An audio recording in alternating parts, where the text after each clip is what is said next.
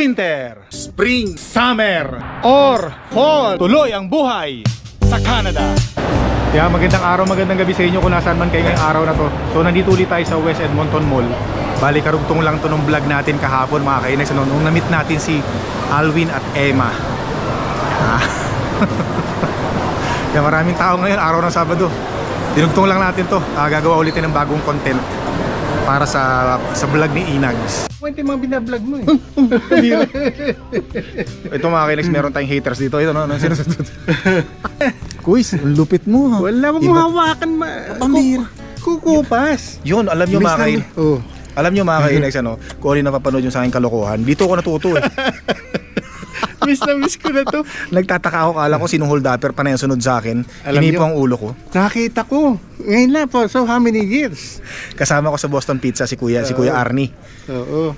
Miss na kita, kid. Ba't nagabi ka dito? En layo mo dito. Hindi, meron tayong bibisitahin dito. Meron tayong meet up with another vlogger. Okay. Kasama ko pala sa Boston Pizza to sa Stony Plain. The best dito si ano. Huwag mo sabihin the best, lalagyan mo ng the best of the best. Naalala ko nun eh. Ano yun? Nagluluto ako ng cactus potato, napatakan sa ulo yan. Sabi niya, ganyan. Sinadya niya kasi yung sinadya niya mga kainis. Yung cactus cuts.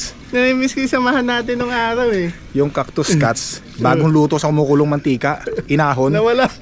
Nilaglagan ako ng cactus cuts sa yumuyo ko ako, may dinadampot ako. Ang sakit sa ulo, pambihira. Ang sakit dito. Namiss na kita, mami. Pre, wow, Kuis, okay na okay yung forma natin ha. Lalabang ka ba sa gera? Hindi, may... Terno ha. Parang baril na lang ang kulang sa'yo ha. Kasi ano na eh. Kuis, ibang klase ka na talaga. Springtime na. Dito tayo, tabi tayo Kuis. Gusto nga kitang pasyalan dun eh. Ha? Magdadala ako ng basuka. Sabi ko kay Francis. Huwag mo na akong pasyalan pa, mimirendahin pa kita. Kasi nakasama mo?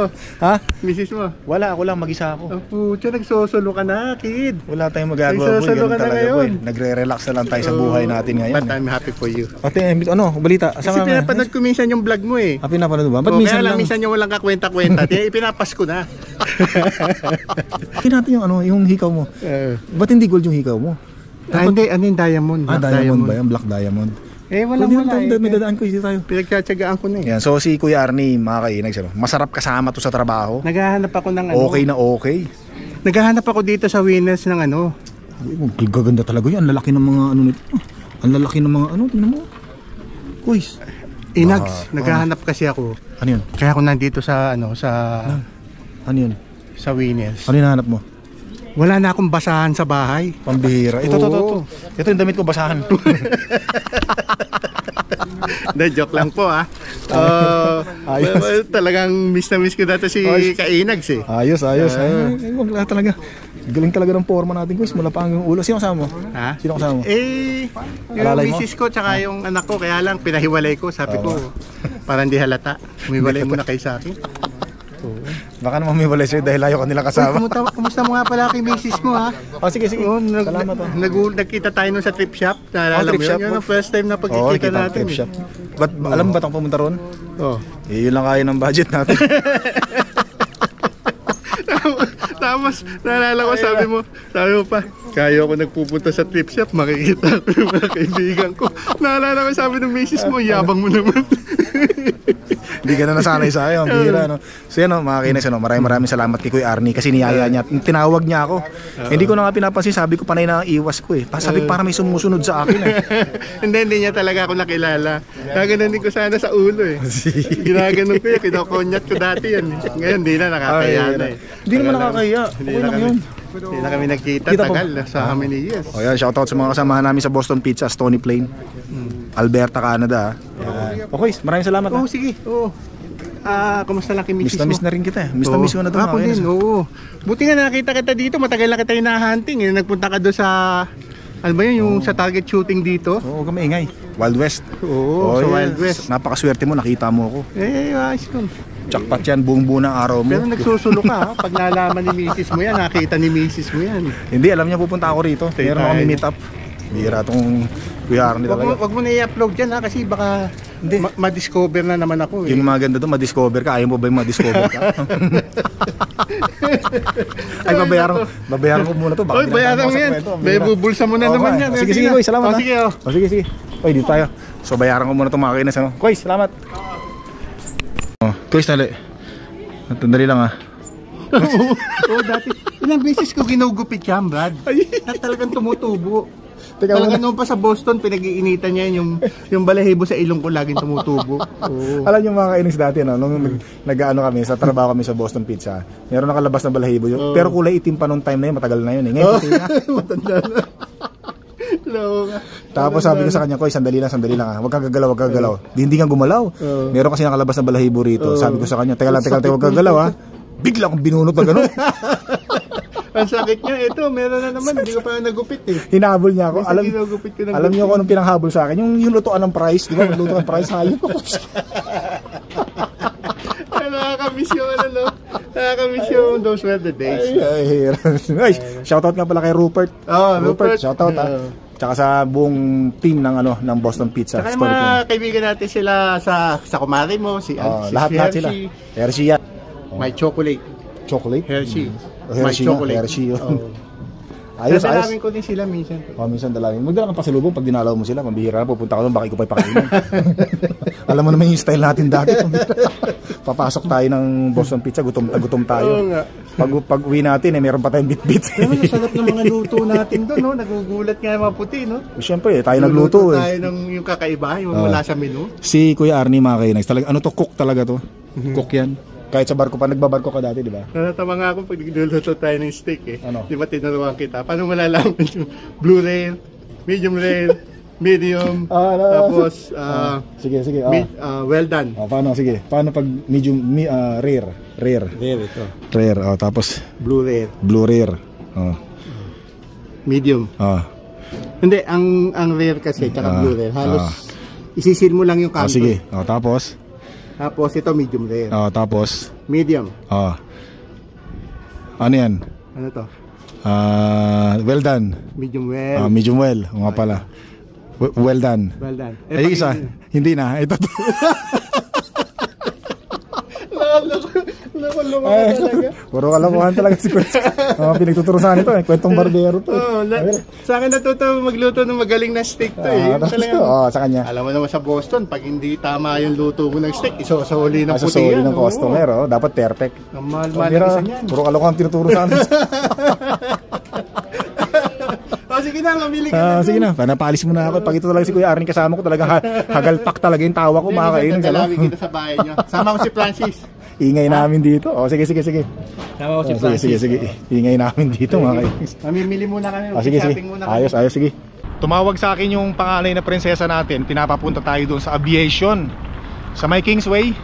Kasi meron silang business doon, nagtitinda sila. Isa sila sa mga nakakuha ng stall. So puntahan natin para makapag-vlog din. Yan, pag nagko-commute tayo ng bus, doon tayo natatandaan nyo ba? Doon tayo nagko-commute, sumasakay ng bus. Pagbababa tayo, pupunta tayo ng West Edmonton Mall. Yan, West Edmonton Mall. Diyan tayo. Di ba winter? Nagano tayo nung nakaraan, winter. Nandito na tayo sa aviation mga kainags, doon aviation. Kaya lang hindi tayo nagpark doon kasi maraming sasakyan na nakapark doon. Tatawid na lang tayo dito. Tatawid tayo doon para makarating tayo doon sa, kita nyo yung mga aeroplano na yun. Nakapasok na rin tayo dyan 2 years ago sa museum na yan, yung mga aeroplano gamit nung giyera nung nakaraang taon, nung nakaraang World War II o ano pa. Pindutin lang natin to para makatawid tayo doon. Yan, tatawid tayo doon. Dito tayo ngayon sa sa Kingsway tayo ngayon. Punta natin yung anak natin, ng prinsesa. Hintayin lang natin mag-go yung tao para makatawid tayo. Kaya nakatawid na tayo at diretso na tayo dun sa ni panganay na prinsesa. Yan lang, lapit, walking distance lang mga kainags. Kasi nagtitinda sila ng mga mga lumang damit. Kaya malakas ang hangin natin ngayon, kaya nakasungal nga sa mukha ko yung GoPro natin para marinig yung audio. Kita niyo ba yung butas ng ilong ko? Huwag naman sana. Baka lumuwit pa yung balahibo ng ilong sa ilong ko, no? Dito raw yun eh, sa loob, no? Pasok tayo sa loob. Paalam tayo kung pwedeng mag-vlog. Ayan, tapos yung pag diniretso-diretso kasi natin yan, Kingsway Mall, madalas din tayo doon. Yan, pumunta ito, may mga, nung nakaraang 2 years ago, doon sa mga hindi nakapanood, pumunta rin tayo sa loob nito, nag-vlog din tayo. Pinakita ko doon yung mga sasakyang panghipapawid nung mga araw ng Canadian government, yan, Canada. Magtatanong muna tayo kung pwede tayo mag-vlog. Pasok tayo doon. Wala. Oh, wala. Wala tawid. Alam ko may entrance dito. Magtatanong muna tayo kung pwede tayo mag-vlog sa loob, mga kainags, ano. Tingnan natin. So tara, pasok tayo. Pasok. Ito, tingnan natin dito. Ito. Yan, ito. Vintage Market. Welcome. Saturday 6 PM lang. So tanong muna tayo, ano, mga kainags. Yan, so nandito hanapin natin sila, ano, panganay na prinsesa, mga kainags, ano. Hanapin natin dito. Tingnan natin. Saan kaya rito yun? Andito lang yun eh, nagtitinda rin sila rito eh. Hello. Saan kaya sila rito? Tingnan natin. Dami. Doon nga para sa mga gustong mag-ukay, mahilig sa mga ukay-ukay, pwede kayong bumili rito. Buksan natin yung ilaw. Di, mukhang maliwanag naman, no? Tingnan natin. Ayan ang mga ukay-ukay, no? Asa kaya sila panganay na prinsesa rito? Yan. Hanapin natin, mga kailig, sandali lang. Tingnan natin. Sana pala binuksan ko yung ilaw. Yan, para kita. Ay! Ay! Ito pala. Asan may tinitinda niya ito? Ha? Ano yung tinitinda niya? Superstore. Ayos. Ikaw, ano ba tinitinda mo rito? Nahiya yung pangalan ng prinsesa natin, ano? Ano, kumusta ang benta? May benta na ba? Kasi yung benta? May benta na ba kayo? Wow! Ito nga pala yung mga tinitinda nila, ng mga kainags. Mga vintage na mga damit, mga mahihilig mag-vintage, na mahilig sa mga vintage, sa mga old na damit. Yan, ako actually nung high school ako mahilig ako sa mga ganito. Mga damit na luma. Yan, bumabalik uli ngayon, ano. Umarap pa sa camera. Nahihiya yung panganay na prinsesa natin, ano. Ito pala, mga kainis. Sa inyo rin to, te? Sa inyo rin to? Grabe, ito pala yung mga binibenta nila, mga kainags, ano. Mga sports, vintage. Nakabenta ka na ba? Nakabenta na ba kayo? Asan yung benta? Paano mo nalaman nakabenta kayo? Ito na, ilang hanger na nabenta nila, no? Ba, ayos ah. Commission ko, Yan, so ito yung mga damit nila, mga kainags, ano. Maganda rin po. Ito to. $15, no? Wow. Mga original clothes. Maganda kasi mga clothes nito, yung mga mga cotton. Parang gusto kong bumili, May discount ba ako pag bumili ako? Ay, ayoko ng jacket. Lakers, ang ganda. Magkano yung ganito? $200. Wow, original ba to? Mga to? Saan nyo kinukuha to? May supplier kami. May supplier kayo? Ayaw mo itutok sa'yo, ganda-ganda ng beauty mo, sayang naman. Dapat maging proud ka, kamukha mo si papa mo. Ayaw mo maging kamukha? Kaya nga maganda kamukha mo ako. Shy type yung yung ating pangalan na prinsesa, mahihayin sa camera. 200, hindi ko, mahal yan. 150. Hindi, gusto ko t-shirt. T-shirt lang. T-shirt, asan ba? Ito ganito yung mga gusto ko Uy, ganda naman. 500 pala to. Si Wayne Gretzky, mga kainags, ano. Doon sa mga hindi nakakalam, si Wayne Gretzky, Oilers, sikat na hockey player nung araw, mga way back in 1980s, 1990s. Napa-champion niya ang Oilers. Yan, by the way, congratulations nga pala sa Oilers, no? Nanalo sila 2-1, 2 wins na sila, 1 lost. Yan. Pero baka pag napanood nyo na itong vlog natin, baka 3 wins na sila, or baka hindi natin alam. Yan, ito si Wayne Gretzky. Yan. So Oilers, lumalaban ng playoffs ang Oilers ngayon. Asan? Canada is hockey. Maganda ng kota, no? Tela, no? Ikaw na, bili mo na to. Magkano to? 30? Ayoko ng itim. Tawag nito, kahapon. Nakabenta rin kayo kahapon. Ayun, may customer. May customer. Tama na. May customer. Nakakatuwa naman ano, kasi yung panganay na prinsesa natin eh natututo ng mag-business mga kainags ano. Ganda ng mga damit ano. Gusto ko rin oh. Ay, oh. Gusto ko mga ano lang yung mga medium yan, medium size or large depende sa sukat. Pili lang tayo dito. Ito oh. Ganda oh. Yan kasi ngayon mga kainis bumabalik na naman ngayon yung ano no, yung mga loose. Sige. Yung mga loose kasi nung araw mga 1980s mga loose eh. Mga loose ang damit, loose ang pantalon, tapos naging fit. Yan, tapos ngayon bumabalik uli yung loose, di ba? Umuuso na naman ang mga loose na damit, loose na pantalon. Uy, ganda nito mga kainis eh.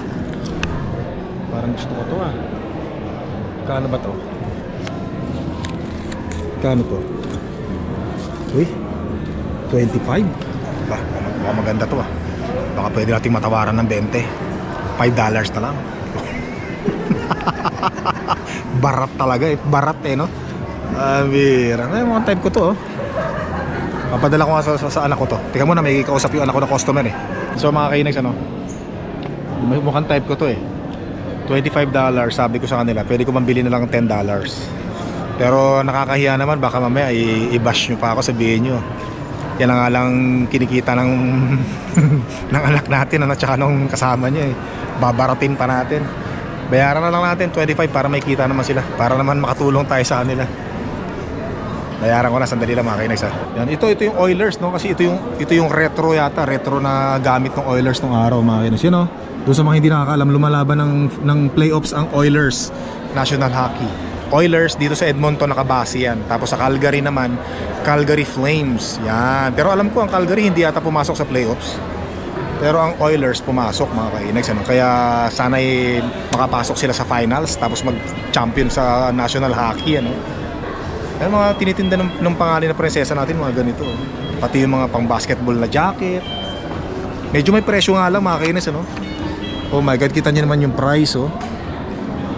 Pero ganun talaga ang presyuhan dito. Ganyan talaga ang presyuhan. Yung presyo rito ay 400 kasi mga bihira na lang yata yung mga ganitong mga paninda nila. Pakita ko sa inyo. Ayan o, katulad yan o. Tingnan nyo sa mga bulls mga kainags o. Bulls eh no. Bulls, oh grabe. Ganito yata yung ano nung araw eh no.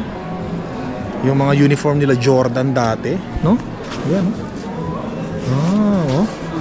Ang presyo nito, magkano ang presyo nito? Isa may presyo nito? Walang presyo ah. Magkano kaya ang presyo nito? Hindi ko alam, saan yung pangalan? Hindi ko alam eh. Ayan o. Magkano yung presyo ng bulls? Ito po, 250 po to. 250? 250. Ito po ano, 350 po. 350. Ito yung mga suot nila dati no, ng mga player no. Mga vintage ano, mga retro na jacket ng mga 1990s, 1980s. Ito retro to, luma-luma ano. Type ko eh. Kaya lang medyo hindi pa natin kaya yan. Tingin-tingin lang tayo, at least nahawakan natin. So uwi na tayo mga kainags ano. Bali, eto na, nabili na natin yung gusto natin bilhin doon sa pangalan na prinsesa natin. Pwede kong tawaran ng 20, kaya lang sabi ko wag na. O kaya 15, binibigay nga sa akin 15 na lang eh. Pero sabi ko wag na, bayaran ko na lang $25. Kasi $25 talaga yung presyo para may kita naman sila. Bihira naman, tatawaran ko pa sana oh. At saka baka mag-comment kayo, sabihin nyo barat-barat ko. Bihira. Hindi, para kumita naman sila. Siyempre nakakatuwa naman dahil natututo silang mag-business mga kainags. Maganda rin tong napili kong damit mga kainags ano? Cotton, sporty dating. Worth it na yan, magandang klase, makapal yung ano eh, makapal yung tela. Yan, so nandito na tayo sasakyan ni panganay na prinsesa. At uwi na tayo. Namimiss ko kaagad yung mga aso natin. Dito na tayo sa bahay mga kainags. At ako, kumulimlim na naman, mukhang babagsak ang ulan. Kailangan natin yan, kailangan ng lawn grass natin, nag-green na yung ano. Kailangan ng long grass natin yan, tsaka mga puno.